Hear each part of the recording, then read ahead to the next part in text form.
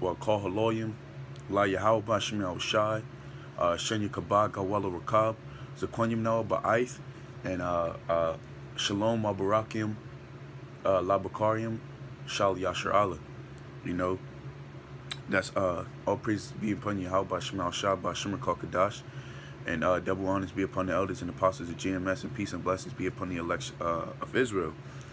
Basically, I'm coming at you with this video to basically, it's another form of admonishment that all the tribulation, and I'm just going strictly through the spirit, you know, I felt the spirit on me. I just, you know, I'm put forth the video, you know, but basically the Most High is making you war ready with the tribulation that he gives you. Every tribulation or every trial that he gives you, he does it to make you war ready, you know. And you know, I was just going through the scriptures and reading about Job, and you know, Eliphaz the Temanite, basically, you know, he had the spirit on him to basically tell Job, you know, I'm a catch up brothers on the story, but he had the spirit on him to tell Job that, like, basically everything that he was going through was to basically make him stronger, so that when the real trial comes, you know, or when the final trial comes, like, basically you already built that, like the Apostle Gabar says, you already built that spiritual callus toward the things, toward those things, because you've already been through it all, man. And essentially that's exactly what's happening right now. You know, the Most High is putting us through the things that we need to go through and letting us suffer, so that when we do go to the final trial, we'll be able to make it through it, man. And that's how much the Most High loves us, bro. That's how much the Most High really cares for us. But fuck, that's Satan. That's Satan. Salak. That's Satan. We are good though. Call to Wab. Basically, I'm gonna just get right into it. I'm gonna catch brothers up on the story, but this is Job 1. I start at 8. It says, "The Lord said unto Satan, Hast thou considered my servant Job? There is none like him, and the earth a perfect and upright man." You know what? I'm gonna start from the first verse, because basically it's gonna tell you all the substance that Job had, you know, and which was very beautiful.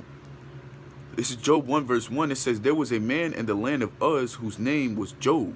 That, and the word Job, it means Ayawab, which means hated or persecuted, and Baha Baryath, or in the Hebrew, you know, it's AHYAWAB connector, you know, because it's supposed to, the last letter is BA, but you know, you put the connector, so it's Ayawab. But there's Job chapter 1 verse 1. It says, there was a man in the land Uz whose name was Job, that name, Salah, that man was perfect and upright, and one that, it says, and one that feareth the Most High, who escheweth evil. And there were born unto him 7 sons and 3 daughters. His substance also was 7,000 sheep, and 3,000 camels, and 500 yoke of oxen, and 500 she-asses, and very great, it says, a very great household, so that this man was the greatest of all the men of the east. See that? So Job basically had it all. He had the riches, you know. He had, and he was rich in substance. So that's what actually made him rich, you know. Having you know, 3,000 camels, you know, 500 oxen, and the oxen were back then used to help you move, you know. You would put things behind oxen and they would plow it, you know. They were basically helpers, like you know, like moving trucks, you know. So basically that's that. I'm gonna skip down to verse 8. It says, "And the Lord said unto Satan, Hast thou considered my servant Job, that there is none like him in the earth, a perfect and upright man, one that feareth the Most High and escheweth evil? Then Satan said unto the Lord, or Yahweh, and said, Doth Job fear the Most High for naught? Hast thou made a hedge about him, and about his house, and about all that he hath on every side?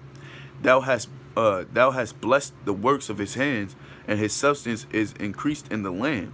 But put forth thine hand now, and touch all that he hath, and he will curse thee to thy face. And the Lord said unto Satan, Behold, all that he hath is in thy power. Only upon him put not forth thine hand. So Satan went forth from the Lord's presence. So Satan went forth from the presence of the Lord, right? And now it's going to explain what happened. Verse 15, it says, and the Sabians fell upon them and took them away. Yea, they had slain the servants with the edge of the sword, and I am only okay, let me start from Salakia. Let me start from 14.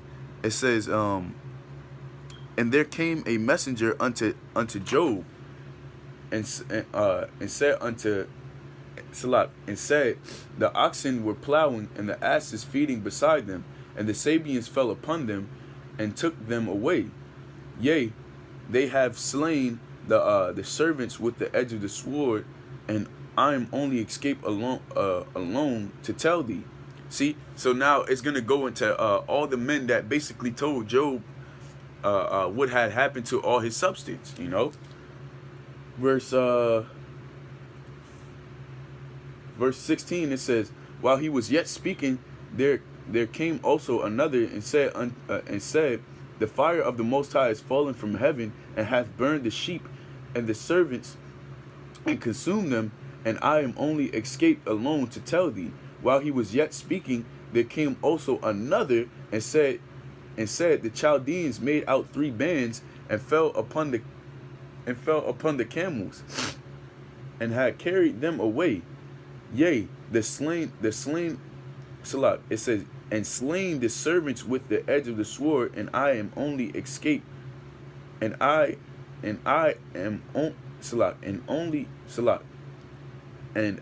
only am escaped alone to tell thee.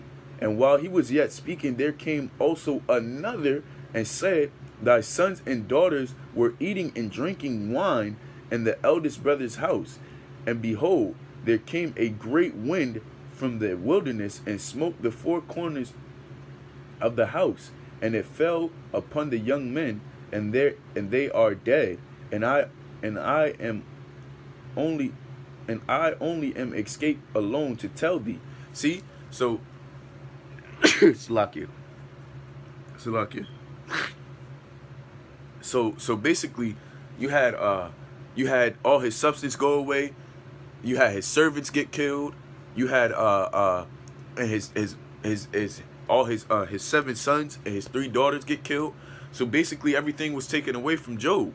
But that's not it, you know. That's not the only trial that the Lord put him through, you know. And I'm gonna keep reading, because and essentially we have to have the spirit of Job, man.